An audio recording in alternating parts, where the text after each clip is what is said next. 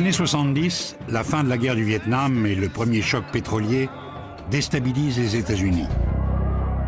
Parallèlement, une vague de criminalité sans précédent liée au crime organisé secoue les grandes villes américaines. C'est aussi le moment où l'image du FBI est ternie, le grand public découvre stupéfait que le bureau s'est livré à des activités illégales pour faire taire les opposants à la guerre. En 1978, le président Carter choisit un nouveau directeur pour le FBI, un juge, William Webster. We will do the work that the American people expect of us in the way that the Constitution demands of us, so help us God. La priorité de Webster est de s'attaquer à la mafia pour redorer l'insigne de ses agents. Mais peut-on s'attaquer à la pieuvre sans risquer de perdre son âme?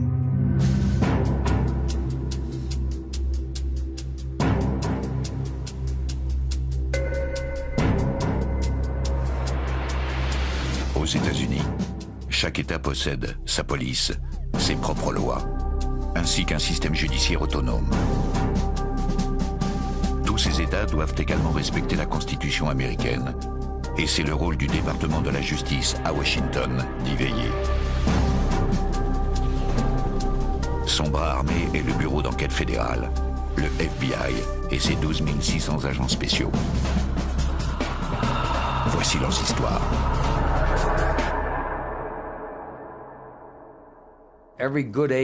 Tout bon agent qui résout de grosses affaires finit toujours par avoir des ennuis. Au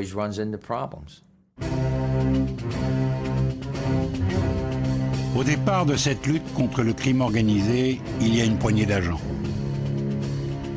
Ils travaillent tous dans un seul but, mener des attaques coordonnées contre la mafia et tous ceux qui lui offrent leur protection.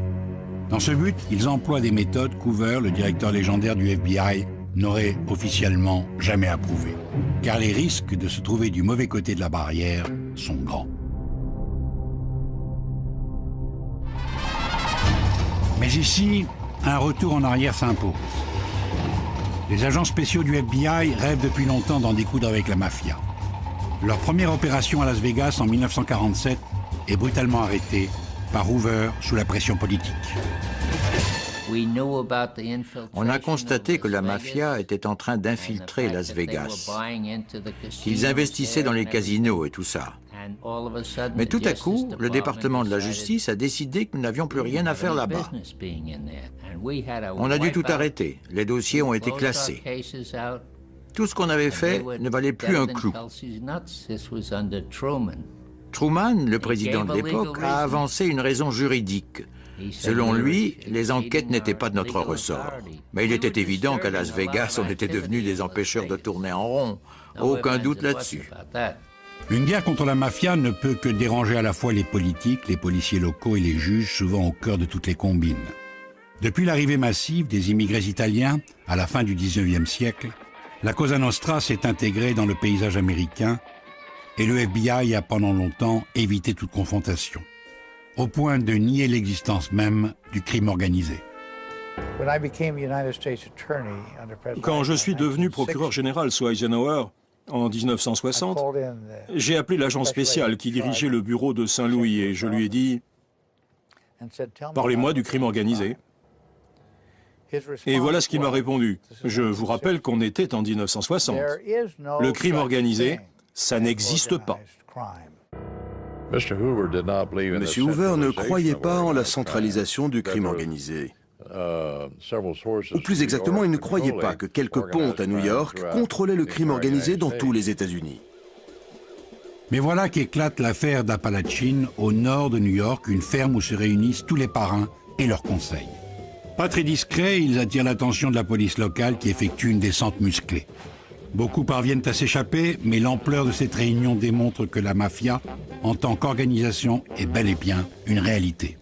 Après la découverte de la ferme des Appalaches, où les chefs du crime organisé étaient en pleine réunion, et de laquelle ils ont détalé comme des lapins quand la police est arrivée, Hoover s'est vite converti.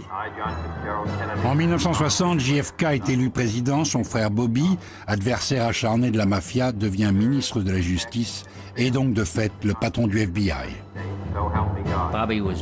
Bobby a toujours été le patron. Bobby était un type pragmatique. Il était ouvert. Il venait me voir et il me demandait « C'est quoi le problème avec Hoover ?» Je suis allé voir l'autre jour pour lui parler de telle ou telle affaire qui me paraissait intéressante. Et je crois qu'il ne m'écoutait même pas. Hoover n'est pas sourd mais sage. Il ne veut pas risquer la réputation de ses 5000 agents dans une lutte inégale avec la pieuvre. Bobby, impétueux, rallie quelques agents à sa croisade anti-mafia et fait tout pour que les écoutes des parrains soient enfin recevables devant la justice. We have wiretaps that are going on in the United States, and unless the federal government can prove that the information from those wiretaps is divulged to others, we have a very difficult time in prosecution. The result is that there are these wiretaps taking place of which we can do nothing. Contournant la législation, les hommes de Bobby vont réaliser un coup de génie. Ils se servent des informations récoltées sur des écoutes pour nourrir le témoignage de Joe Valachi, un soldat de la Cosa Nostra qui a été persuadé de parler pour éviter la peine capitale. Joe Valachi accepte de dessiner l'organigramme de la mafia et lui donne pour la première fois une existence officielle. Un des hommes de Bobby, Jim Flynn, est son agent traitant. Jim a passé beaucoup de temps en prison, mais pas en tant que détenu. Il y a interrogé et débriefé Joe Valachi. Il travaillait comme instructeur, il était spécialiste du crime organisé. C'est lui qui m'a donné la vocation, qui m'a décidé à aller à New York pour combattre le crime organisé. Des vocations comme celle de Jules Bonavolonta, Robert Kennedy en a fait naître beaucoup. Mais après l'assassinat de son frère, Bobby se concentre sur ses ambitions politiques et met en veilleuse la lutte contre la mafia. Et ce n'est qu'après la mort de Hoover et la mise au ban du FBI pour ses activités de surveillance très contestées pendant la guerre du Vietnam que Jules et d'autres guerriers déchus vont réaliser leur rêve. On sortait d'une guerre qui, de notre point de vue, s'était extrêmement mal passée. Selon nous, c'était une guerre qui avait été perdue parce qu'elle avait été menée par des gratte-papiers à Washington. Quand je suis entré au FBI, mon attitude était extrêmement claire. J'avais déjà vécu ça une fois. J'en avais plein le dos des bureaucrates et je n'avais aucune intention de les laisser me mettre des bâtons dans les roues une fois de plus. Je pense que nous étions un peu surpris en tant que jeunes agents que si peu de choses aient été faites. Nous avions la chance d'avoir eu un patron au bureau de Détroit qui, lui, avait compris que ça faisait longtemps qu'il fallait s'attaquer à ce problème. Ce patron, c'est l'agent spécial Neil Welch. Neil Welch va révolutionner de l'intérieur les méthodes du FBI et inspirer toute une génération d'agents. Il nous fallait un groupe d'agents dévoués, mais qui ne venaient pas tous les matins au rapport dans les bureaux du FBI, attifés du sacro-saint costume-cravate du FBI, avant de monter dans une voiture du FBI trop facilement identifiable, pour aller faire des filatures. Les gens qui travaillaient dans le bureau ne connaissaient même pas les autres agents. Ils avaient la barbe, les cheveux longs, ils ne s'habillaient pas de manière classique. Comme ça, pendant les opérations, personne, à part nous, ne savait qui ils étaient. Ces hommes et ces femmes, ici costumés pour la photo souvenir, forment la brigade clandestine anti-mafia de Neil Welch. Grâce à eux, Neil Welch débarrasse Détroit et Buffalo de leurs parrains locaux. Sa nomination à New York annonce le début d'une ère nouvelle. Ce n'est vraiment pas évident de s'attaquer à la mafia, à la Cosa Nostra. Ce sont les meilleurs, et ils l'ont montré plus d'une fois. Donc, on a choisi une stratégie différente. Notre hiérarchie serait-elle capable de comprendre ces nouvelles méthodes? Probablement pas. En tout cas, on ne leur a rien dit. Et il n'avait pas besoin de savoir. Au cours d'une réunion avec les agents, il a déclaré que c'était lui qui commandait et que les informations et les dossiers ne sortiraient pas du bureau new-yorkais. Il a brandi un téléphone et il a dit « Voilà le téléphone qui sert à communiquer avec le siège du FBI. Et voilà ce que je veux que vous fassiez avec le siège du FBI. » Et il a coupé le fil. On était vraiment ses soldats. C'est lui qui a mis en place cette organisation. C'est lui qui a tout lancé. On savait ce qu'on avait à faire. On l'a fait. Et ça a marché. C'est par le vol de marchandises que tout commence et une nouvelle recrue, l'agent spécial Joe Piston, peu à peu infiltre le milieu. Au début des années 70, les détournements de camions étaient très répandus à New York. La mafia était à l'origine de la plupart de ces attaques. Il s'agissait de vols de fret entre États, donc c'était de notre ressort. Les chargements dérobés valaient des millions de dollars. Le superviseur de Joe à cette époque est l'agent spécial John Good. À un moment, 5 ou 6 camions étaient détournés chaque jour. C'était vraiment une industrie florissante. John m'a formé à la brigade anti-détournement. Il savait s'y prendre avec les informateurs et il connaissait la ville comme sa poche. John s'occupait de la planification des opérations d'infiltration. On a commencé par identifier les receleurs qui écoulaient les marchandises volées par les braqueurs et par la mafia. Ensuite, je me suis mis à traîner dans les bars et dans les restaurants et j'ai essayé de me faire bien voir de ces individus.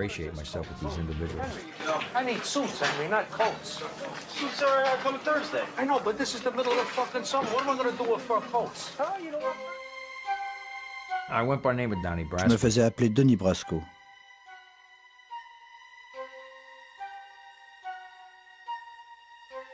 Joe Piston est selon moi un des meilleurs agents infiltrés que le bureau ait jamais eu. Le courage et la force d'âme nécessaires pour faire ce qu'il a fait sont sans précédent. Cette force d'âme, Johnny Depp la porte à l'écran dans le film Donnie Brasco, aux côtés d'Al Pacino.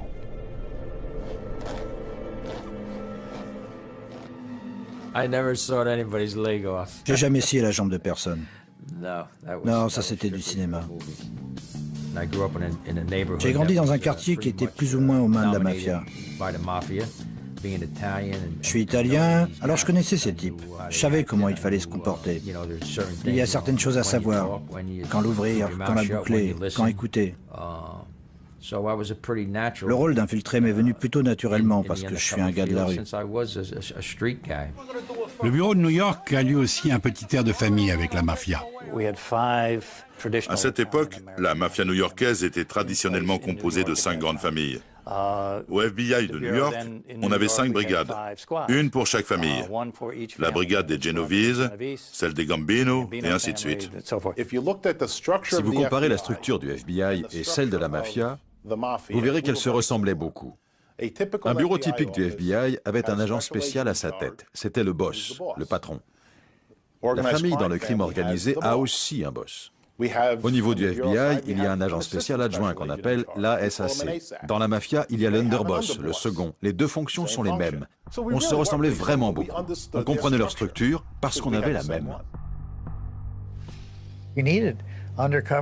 Nous avions besoin d'agents infiltrés et d'informateurs. Ce n'est pas tous les jours qu'on trouve un gars du milieu.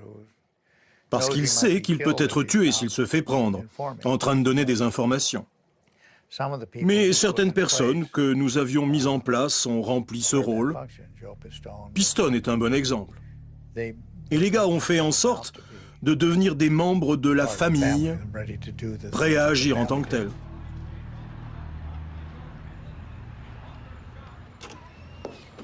Ma couverture, c'était voleur de bijoux et cambrioleur.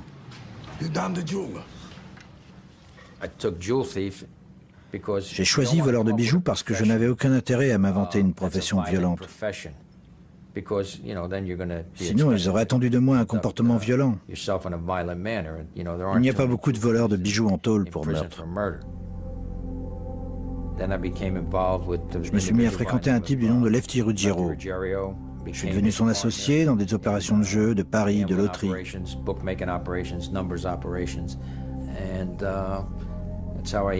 Donc je me suis retrouvé très proche de la famille Bonanno. Et ils nous ont placés, Lefty et moi, sous l'autorité d'un nouveau capitaine appelé Sonny Black Napolitano. Joe ne s'est pas juste pointé un beau jour pour aller se présenter à Lefty. On partait de zéro. Donc il a fallu faire un énorme travail de préparation qui lui a permis de devenir le confident et l'ami de Lefty Ruggiero. He gave him his trust. You gotta get rid of that mustache and get yourself a pair of pants. Just like me. He loved him like a son. C'est un processus qui prend des mois. Ce n'est pas l'affaire d'un ou deux jours ou même d'une semaine. On passe 7 jours par semaine, pas loin de 365 jours par an avec des gangsters. Un bon infiltré doit avoir un mental d'acier. Tu dois être capable de rester concentré, de savoir qui tu es et pourquoi tu es là. Et comme tu es un agent du FBI, ton boulot c'est d'aller au charbon, de rassembler des indices et d'espérer que ça suffira pour faire coffrer ces types.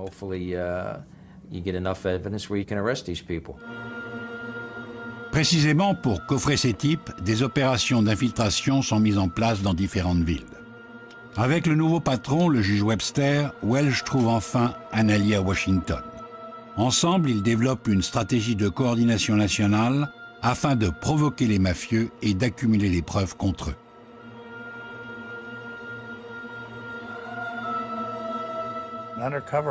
Une opération d'infiltration permet de tromper les gens jusqu'à un certain point, et ce, en toute légalité.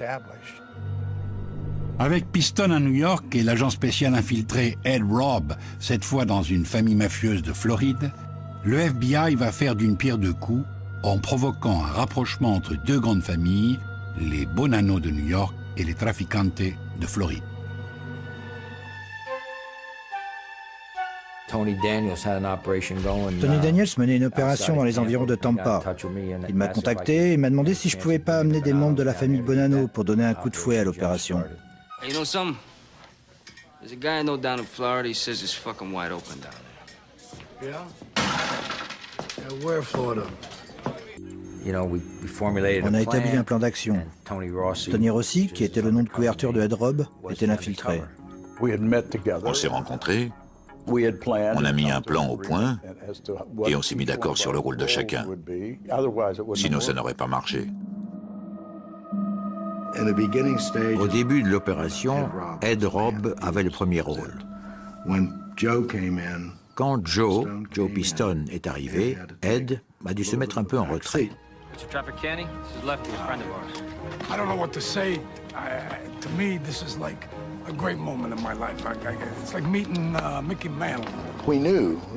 On savait que c'était le territoire de Trafficante. Comment est-ce qu'il allait réagir? On n'en savait rien. Pour nous, l'idéal était qu'ils couchent ensemble, comme on dit, qu'ils fassent des affaires ensemble. Mais c'est en gros ce qui s'est passé. Donc maintenant, deux familles de la mafia étaient mariées et on recevait des renseignements sur les activités de Santo Trafficante. Et ça, c'était nouveau. Combien d'agents du FBI peuvent se vanter de s'être mis à la même table qu'un boss d'une des familles de la mafia? Est-ce que c'était une réussite, moi et Trafficante? Ouais. Ça m'a impressionné? Pas vraiment. Ce qui m'impressionnerait, c'est rencontrer, je sais pas, le pape. Le patron du FBI, Webster, et Neil Welch, désormais son bras droit, décident de passer à une vitesse supérieure en tissant une toile d'araignée sur le plan national pour piéger toute l'organisation de la mafia. Et d'autres opérations d'infiltration sont ainsi montées, parmi lesquelles Abscam, dont le but est de s'attaquer à la nouvelle Mecque du jeu sur la côte Est, Atlantic City. On savait qu'Atlantic City allait devenir une nouvelle Las Vegas, un nouveau centre du jeu et des casinos. Et si le crime organisé s'y implantait, il serait impossible de l'éradiquer. C'est en tout cas l'impression qu'on avait. Abscam, c'est l'abréviation d'Arabscam, autrement dit l'arnaque arabe. On a fait passer un de nos agents pour un cheikh arabe. C'était un agent d'origine libanaise qui parlait arabe. On l'a fait venir et on l'a déguisé avec un kéfier et tout le tintouin.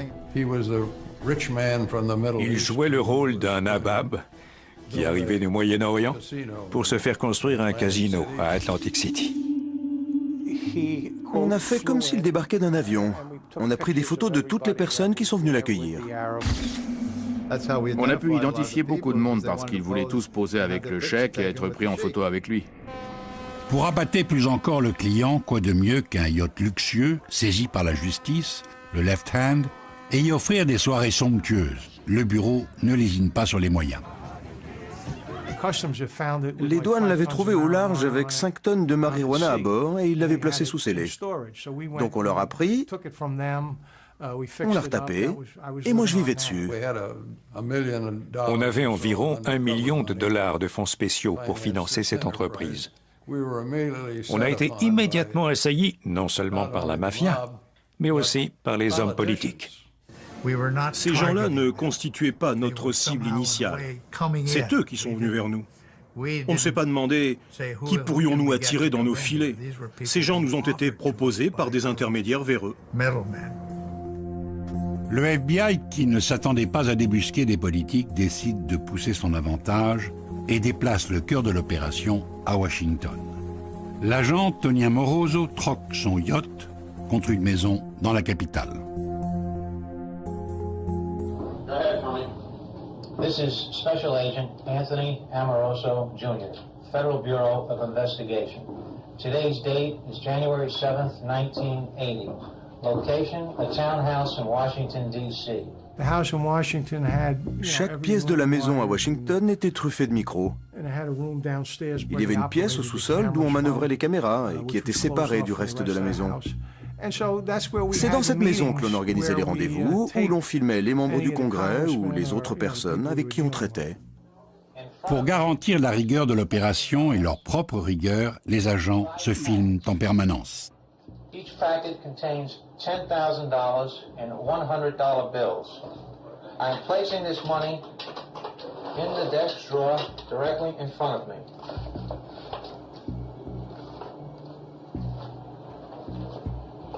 John may have some things that, mutual interest, okay? All right. John comes from a district which is a large coal mining area. À ce moment-là, j'ai dû me livrer à un sérieux examen de conscience. Une de mes fonctions n'était pas de prendre parti politiquement, mais de repérer les enjeux politiques qui pouvaient créer des remous et, par là même, mettre en danger toute l'opération. Nous devions avoir une vision très claire de ce que nous essayions de faire. Nous savions aussi que, quoi qu'il arrive, un accusé allait forcément prétendre qu'il avait été piégé, car ça peut être un moyen de défense légitime de dire qu'on a été trompé, qu'on a été poussé à faire quelque chose qu'on n'aurait pas fait normalement. Pour être certain que l'excuse du piège ne soit pas invoquée, nous avons fixé des règles particulières. S'ils amenaient quelqu'un sur le lieu de l'entretien, nos hommes devaient s'assurer qu'ils parlaient explicitement de choses illégales.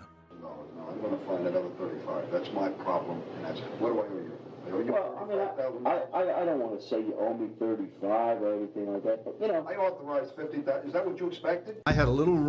J'avais une petite pièce en bas dans la cave où je regardais ce qui se passait au fur et à mesure. En général, il y avait un adjoint du procureur avec moi et on pouvait appeler Tony et faire des suggestions du genre « fais en sorte qu'il dise telle ou telle chose de façon un peu plus explicite ».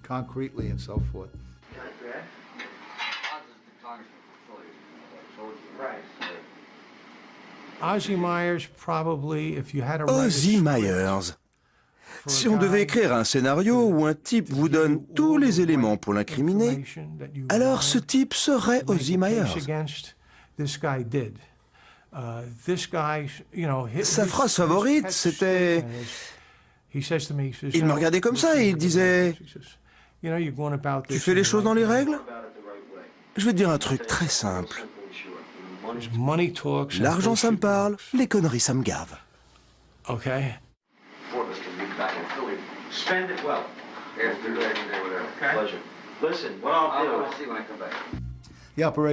L'opération tirait en longueur et c'était très éprouvant et très fatigant pour les agents qui y travaillaient dessus.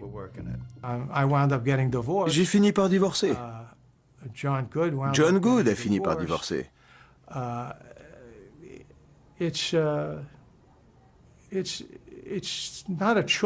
Quand on démarre une opération comme ça, on ne se dit pas qu'on va finir par divorcer. Mais on est tellement pris par le boulot que parfois, les choses se gâtent à la maison. On commençait à être au bout du rouleau et on avait le sentiment que la presse allait nous griller. Il est temps de mettre un terme à Abscam qui fait la une de la presse et d'effacer les traces. Mais ce faisant, le FBI ne sait pas qu'il met en péril l'opération Le Piston parce que le fameux yacht, le Left Hand, dont tout le monde parle, Joe Piston s'en est également servi, sans autorisation, pour impressionner Trafficante. C'est là qu'il a vraiment déconné. Le bateau n'avait rien à voir avec son opération.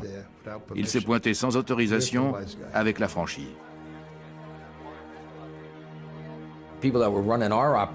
Les agents qui dirigeaient notre opération ont dit qu'ils étaient sûrs que le bateau ne serait pas exposé dans la presse. Je ne lui ai jamais reparlé. C'était stupide. Il a failli faire tuer 2 personnes. Abscam était arrivé au point où il fallait tout rendre public. Joe, lui, voulait que l'opération continue en secret. Mais c'était une affaire trop énorme pour qu'elle n'éclate pas au grand jour. C'était la faute de personne. Les médias s'en sont mêlés. Pas étonnant. Le yacht avait été utilisé je ne sais combien de fois.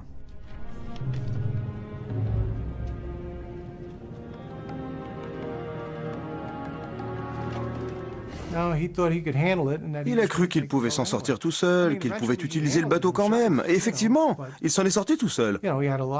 Mais il a dû mentir comme un arracheur de dents pour s'en tirer.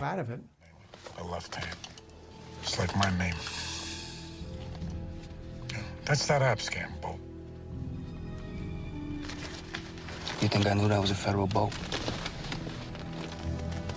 You think I'm a fucking rat? When Lefty saw that picture, à partir du moment où Lefty a vu la photo dans le magazine, j'avais une seule chose en tête. Me rappeler exactement ce que je lui avais dit sur ce bateau et sur mon rapport avec ce bateau. Le truc avec Lefty, c'est qu'il se souvenait de conversations qu'on avait eues 2 ans plus tôt et qu'il aurait pu les réciter mot pour mot.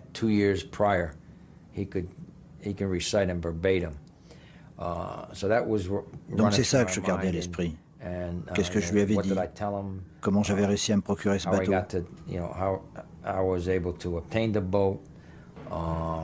Et puis je devais aussi trouver une histoire pour expliquer pourquoi nous, on n'avait pas été coffrés. Mais en fait, j'ai eu de la chance qu'il n'y ait que des politiciens et pas de vrais gangsters. Je veux pas dire que les politiciens sont pas des gangsters. I have done nothing wrong, and that's as much as I think is necessary to say now. I know of no wrongdoing that I have done or the congressional office that I serve in. I didn't take any actions on behalf of anyone. I merely met with some people who portrayed themselves in a certain light. I have not been involved in any kind of criminal activity. On a eu 5 membres du Congrès, un sénateur, on a eu le maire et un certain nombre de conseillers municipaux de Philadelphie. On a aussi chopé des procureurs. Je me souviens qu'on a même eu un gars des services de l'immigration. Il y avait aussi tout un tas de personnes auxquelles on avait acheté des marchandises volées. Vous savez, j'ai perdu le compte de combien on en a arrêté. Ensuite, il y a eu les procès et les auditions, et ça a été violent. Je n'ai jamais rien vécu de pareil. C'était violent. J'avais toujours dit, on n'aura même pas besoin d'aller jusqu'au procès, on avait tout enregistré. Qu'est-ce qu'ils pouvaient dire pour leur défense? On était attaqués en permanence. Mais ils n'attaquaient pas seulement les éléments à charge, ils s'en prenaient aux agents personnellement.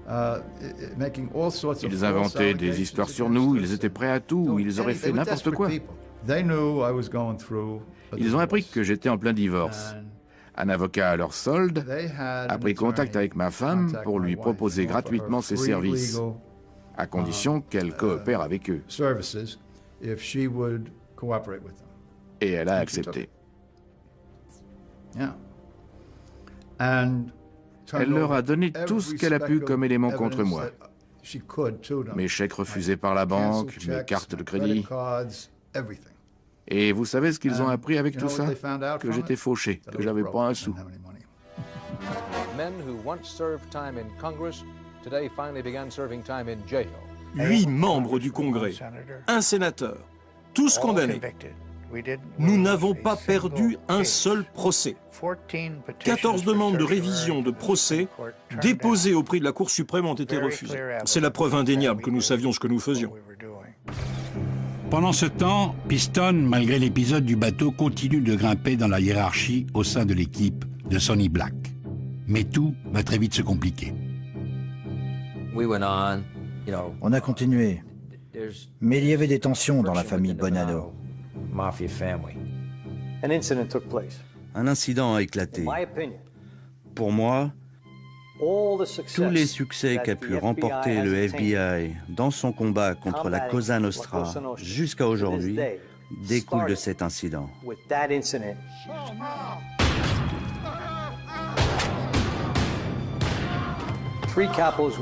3 chefs mafieux ont été assassinés par des membres de la famille de Sonny Black. Donc ça a commencé à canarder de tous les côtés. Et moi j'étais en plein milieu puisque j'étais bien avec Sonny Black. Sonny Black,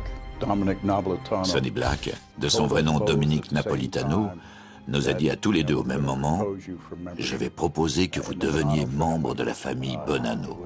Ça devait être en janvier 1982. J'avais passé 6 ans infiltré au milieu de ces types. Pourquoi pas mettre la cerise sur le gâteau et devenir un affranchi?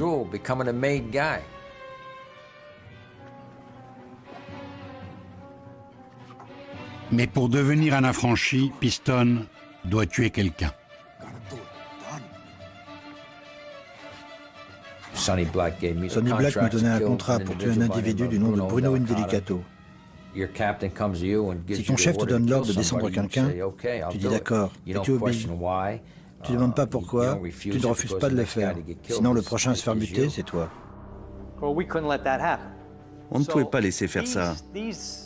Donc, tous ces facteurs m'ont fait comprendre que le moment était venu de mettre fin à la mission d'infiltration de Joe. Mais avant ça, on a décidé de mettre en place des écoutes et des micros à certains endroits, car on savait qu'il y aurait des réactions quand ils apprendraient que Joe était un agent du FBI.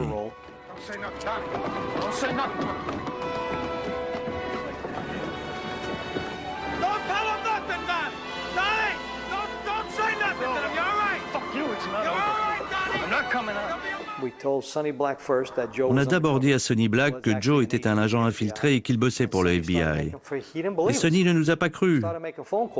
Il s'est rué sur son téléphone et dans les premiers coups de fil qu'on l'a entendu passer, il disait « Les mecs du FBI ont kidnappé Denis et ils essaient de nous faire croire qu'ils bossent pour eux.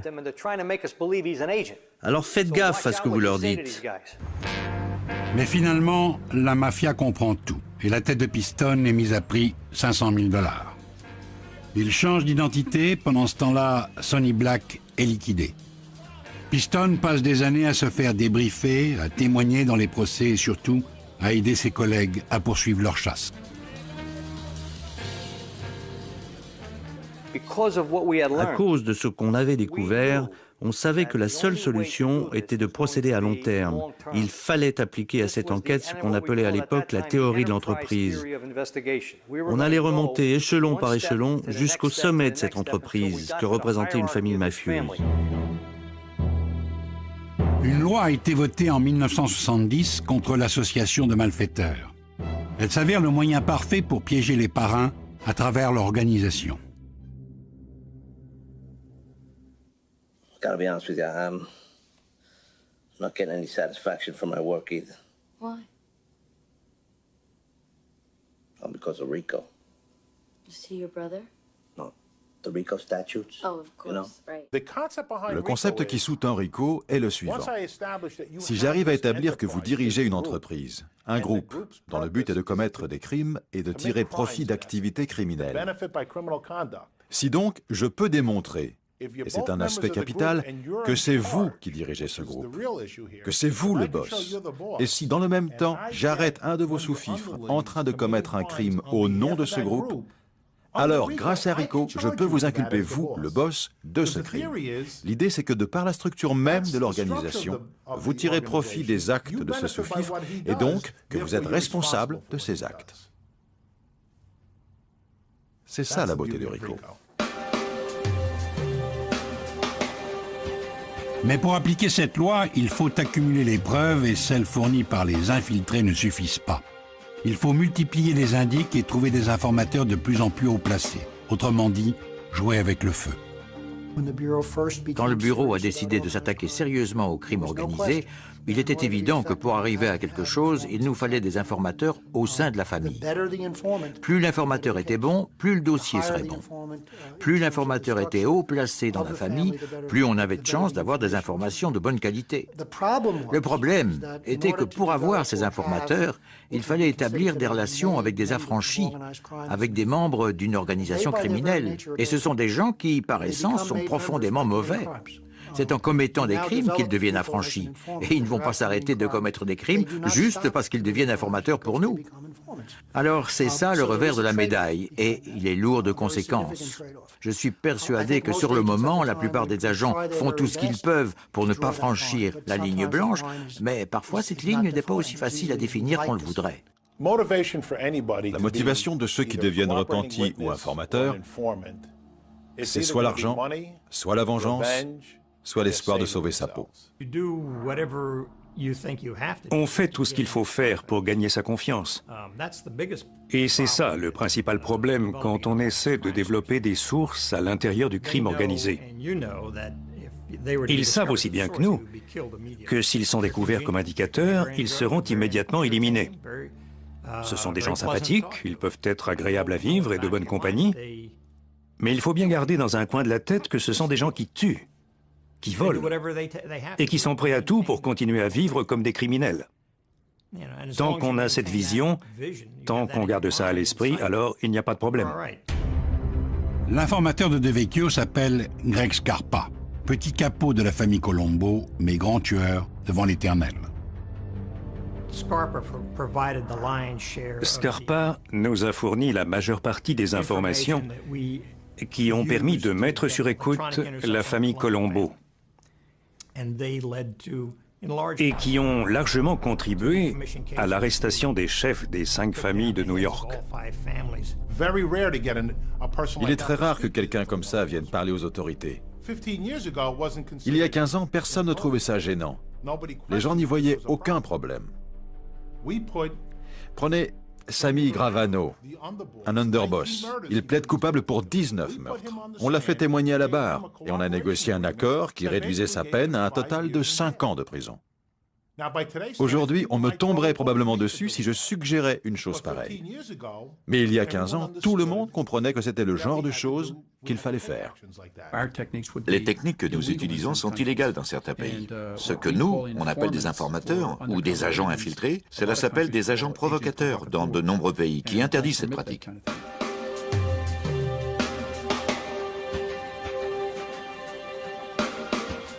De provocation en provocation, le FBI déclenche involontairement une guerre des chefs qui va aboutir à la mainmise d'un homme sur toute l'organisation, le capo di tutti capi, John Gotti.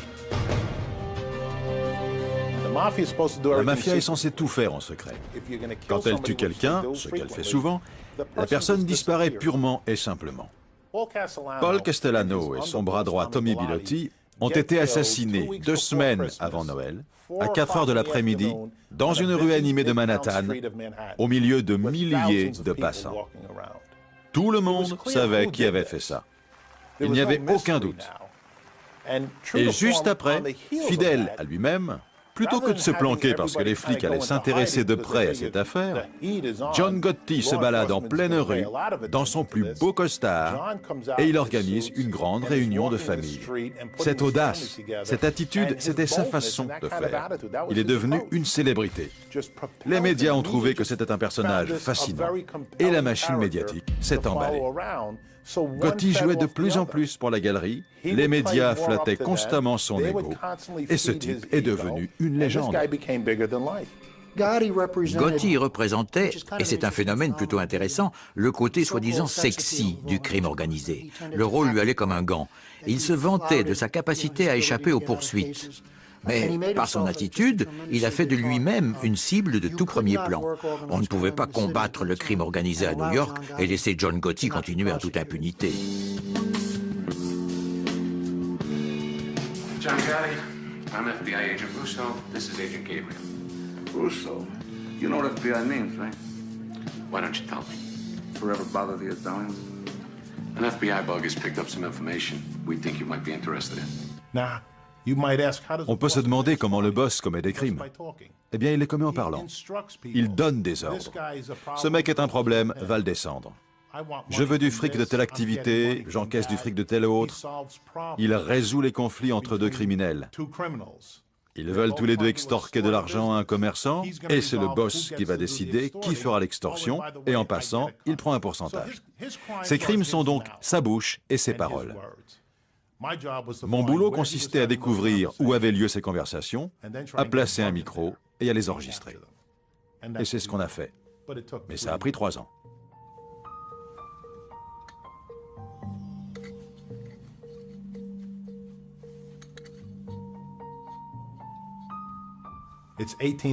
Ça représente 18 heures de travail par jour, 6 ou 7 jours par semaine. On fait tout ce qui est humainement possible pour que l'opération aboutisse.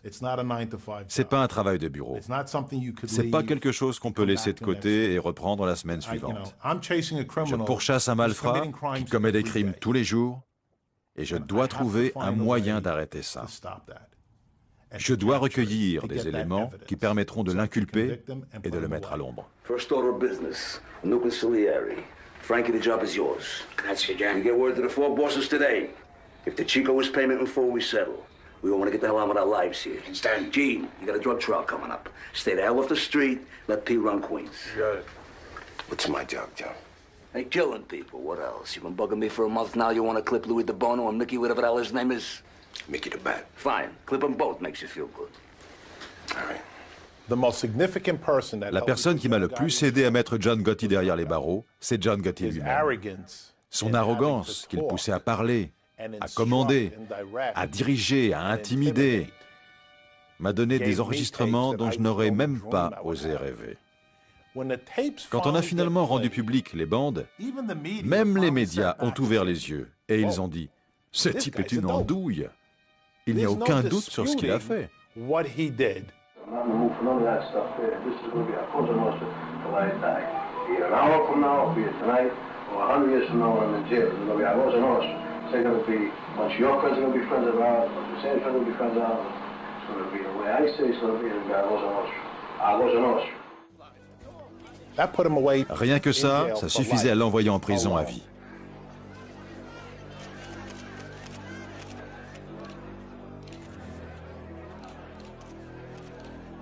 Au début des années 90, l'arrestation puis la condamnation de John Gotti, grâce au travail de Piston et des autres agents du FBI, décapite les 5 familles de la mafia new-yorkaise.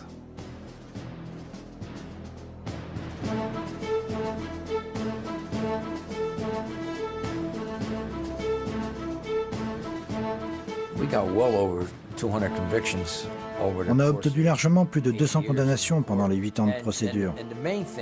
Mais surtout, on a mis hors d'état de nuire des gros bonnets de la mafia, pas des lampistes. On a mis à l'ombre des boss, des seconds, des capots, des affranchis.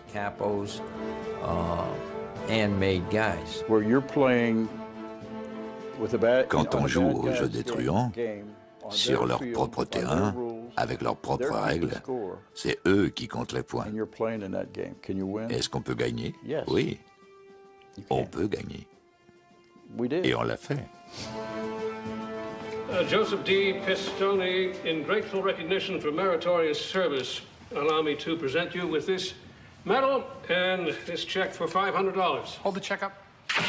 Les brillantes réussites des agents spéciaux sont à l'époque piètrement récompensées par le bureau. Et les agents sont le plus souvent laissés seuls face à la vindicte de la mafia. I use aliases. J'utilise des pseudos que me fournit le bureau. J'ai un permis de port d'armes. J'ai toujours mon arme sur moi, forcément. Vous savez ce qui fait peur à n'importe quel agent du FBI ou n'importe quel flic qui a un contrat sur sa tête? C'est le cow-boy. Le mec qui veut se faire un nom. En général, le souci, c'est pas les gangsters professionnels. C'est quelqu'un qui se dit, si j'arrive à buter Joe Piston ou un autre, je vais devenir une pointure dans le milieu. C'est le genre de mec auquel il faut faire gaffe.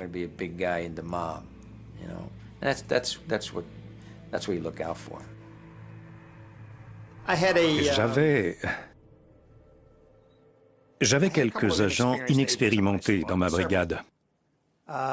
Et j'avais chargé l'un d'entre eux de suivre la famille Colombo en tant que coordinateur. Il se concentrait sur cette affaire. Il n'avait pas beaucoup d'expérience.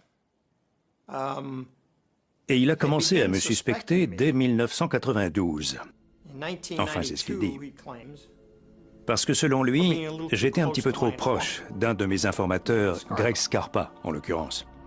After Mary Barry's murder, New York prosecutors called Lynn DeVecchio's case the most stunning example of official corruption they'd ever seen.